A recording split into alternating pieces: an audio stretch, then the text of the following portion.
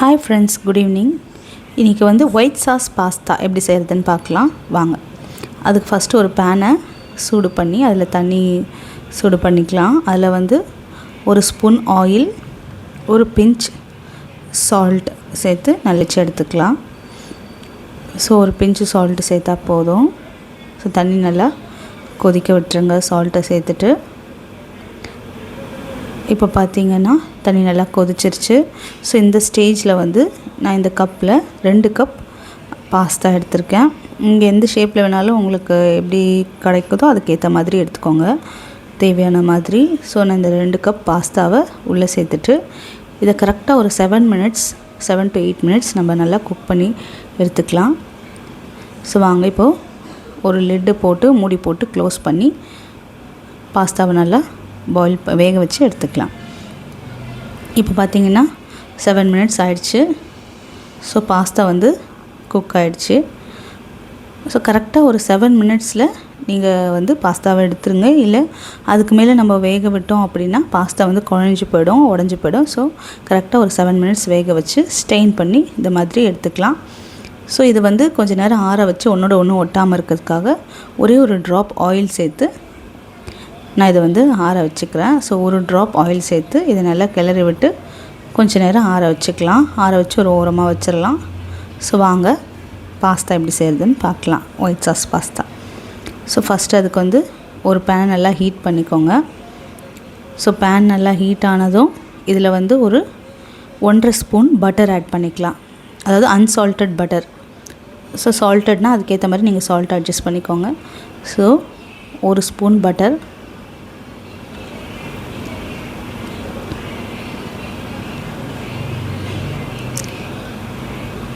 So butter நல்லா உருகட்டும்.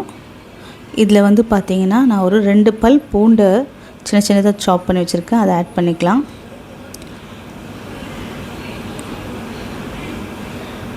இன்றைக்கி நான் வெஜிடபிள்ஸ்க்கு பார்த்திங்கன்னா ஒரு 3 வெஜிடபிள்ஸ் எடுத்திருக்கேன், அதாவது ஆனியன், கேப்சிகம், மஷ்ரூம். ஸோ உங்கள்கிட்ட என்ன வெஜிடபிள்ஸ் இருக்கோ அதை எடுத்துக்கோங்க. ஸோ எதுவும் வெஜிடபிள்ஸ் இல்லைன்னா ஒரு ஆனியன், அது கூட கார்ன் இருந்தால் கூட, ஸ்வீட் கார்ன் இருந்தால் கூட சேர்த்துக்கலாம், நல்லாயிருக்கும். ஸோ இந்த வெஜிடபிள்ஸை நான் ஆட் பண்ணி கொஞ்ச நேரம் மீடியம் ஃப்ளேமில் வச்சு இந்த வெஜிடபிள்ஸை கொஞ்சம் குக் பண்ணி எடுத்துக்கலாம். இதை பட்டர் கருகிடாமல் இந்த வெஜிடபிள்ஸ்லாம் தீஞ்சு போகாமல் நம்ம மீடியம் ஃப்ளேம்லேயே வச்சு குக் பண்ணி எடுத்துக்கலாம். ஸோ இப்போ இந்த வெஜிடபிள்ஸை ஒரு லைட்டாக சால்ட் ஆட் பண்ணி குக் பண்ணிக்கோங்க. தேவையான அளவுக்கு சால்ட்டு, ரொம்ப சால்ட்டு அதிகமாக ஆட் பண்ண வேண்டாம், கொஞ்சமாக ஆட் பண்ணால் போதும் இந்த வெஜிடபிள்ஸ் குக் ஆகிற அளவுக்கு. ஸோ இந்த வெஜிடபிள்ஸ்லாம் நல்லா வேகட்டும். ஒரு லிட்டை க்ளோஸ் பண்ணி கொஞ்ச நேரம் ஒரு 5 மினிட்ஸ் அதை நல்லா மீடியம் ஃப்ளேமில் வேக வச்சு எடுத்துக்கலாம். ஸோ இப்போ பார்த்திங்கன்னா ஓரளவுக்கு வெஜிடபிள்லாம் நல்லா சாஃப்ட் ஆகிடுச்சு, நல்லா குக் ஆகிடுச்சு. இந்த டைமில் நான் பார்த்திங்கன்னா 1.5 ஸ்பூன் அளவுக்கு மைதா எடுத்திருக்கேன். இதை நல்லா தண்ணி விட்டு கரைச்சி எடுத்துக்கலாம், கட்டி இல்லாமல் கரைச்சி எடுத்துக்கோங்க. ஸோ இதை சேர்த்துக்கலாம் வாங்க.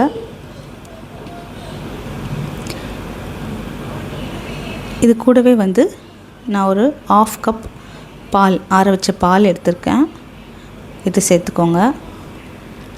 ஸோ இப்போ இது நல்லா க்ரீமியாக வரணும், இன்னும் அந்த கன்சிஸ்டன்சி வரைக்கும் நம்ம குக் பண்ணலாம்.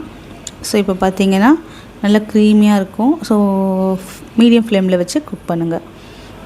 உங்களுக்கு தேவையான அளவு தண்ணி ஆட் பண்ணி இந்த மாதிரி க்ரீமி கன்சிஸ்டன்சிக்கு கொண்டு வந்துடுங்க. இது அடி பிடிக்காமல் இருக்க கொஞ்சம் கிளறி விட்டுக்கிட்டே இருக்கணும். கொஞ்ச நேரம் இது மீடியம் ஃப்ளேமில் குக் ஆன பிறகு நம்ம ஆல்ரெடி ஆற வச்சுருக்கோம் இல்லையா பாஸ்தா, அதை இது கூட கொஞ்சம் கொஞ்சமாக சேர்த்துக்கலாம்.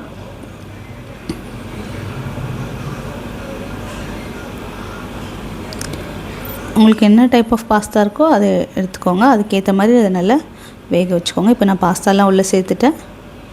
இப்போ இதை கொஞ்சமாக நல்லா கலரி விட்டுக்கலாம். அடுப்பு மீடியம் ஃப்ளேமில் வச்சுக்கோங்க ஸ்டவ்வை.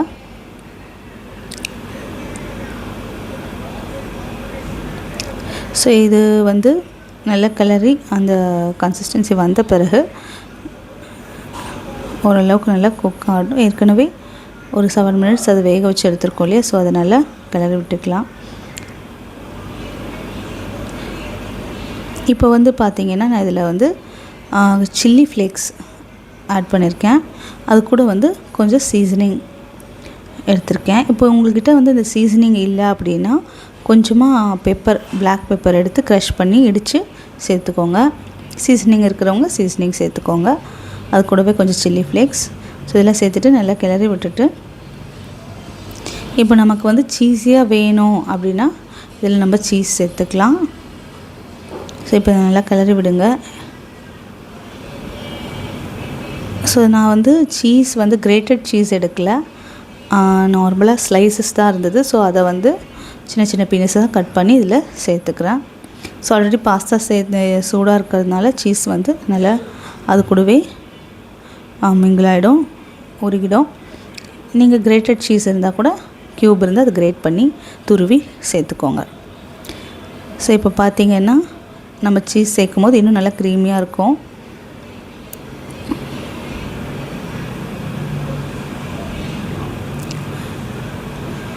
ஸோ அவ்வளோதான், நமக்கு creamy white sauce pasta ready ஆயிடுச்சு. கண்டிப்பாக ட்ரை பண்ணி பாருங்கள். இன்னும் நிறைய வெஜிடபிள்ஸ் கூட இதில் சேர்த்துக்கோங்க. தேங்க்யூ ஃபார் வாட்சிங்.